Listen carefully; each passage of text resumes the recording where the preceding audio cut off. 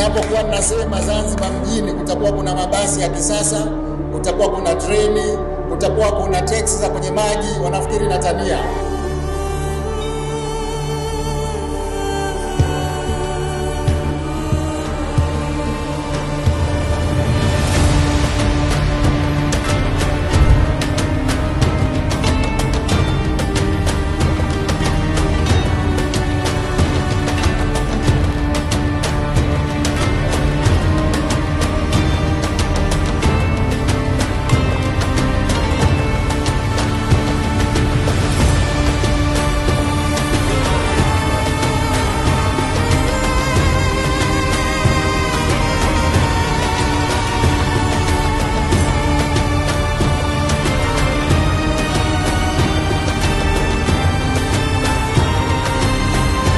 Jumla ya mabasi 10 yanayotumia mfumo umeme yameingia nchini, ambapo wananchi wamefurahishwa kwa ujio wa mabasi hayo ya awali. Ikiwa leo ni tarehe 26 Januari 2026, ni siku ya nishati safi duniani. Mkurugenzi mkuu wa mamlaka ya usimamizi wa mazingira, ofisi ya makamu wa kwanza wa rais wa Zanzibar, Sheikh Hamad Juma, anasema Zanzibar kwa hifadhi ya jamii Zanzibar ZSF imetekeleza takwa la dunia la uhifadhi wa mazingira kwa kuleta mabasi 10 ambayo yanatumia mfumo wa nishati ya umeme. Akizungumza na mwandishi wa KHD TV ofisini kwake Maruhubi, mkurugenzi Mjaja anasema tunafarajika sana. Zanzibar imekuwa ni miongoni mwa nchi muhimu na za Afrika ambazo imeweka nia ya kuweza kutumia mabasi ambayo hayatumii mafuta.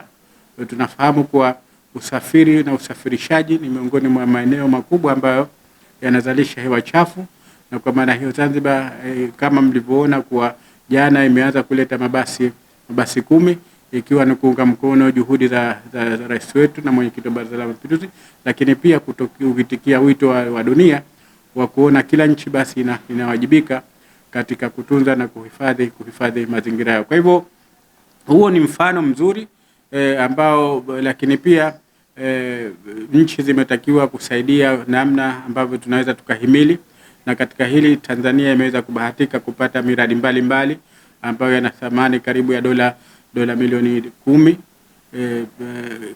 ambayo itatekelezwa katika maeneo mbalimbali ya Tanzania. Mkurugenzi mwendeshaji wa mfuko wa hifadhi ya jamii Zanzibar ZSF Nasoro Shaban Ameri ameomba wananchi wa Zanzibar kukubali mabadiliko kwa lengo la kumsaidia rais wa Zanzibar na mwenyekiti wa Baraza la Mapinduzi Daktari Hussein Ali Mwinyi ili aendelee kuleta mabadiliko makubwa kimaendeleo hapa nchini, pamoja na msimamizi wa mabasi hayo akawa na haya ya kusema.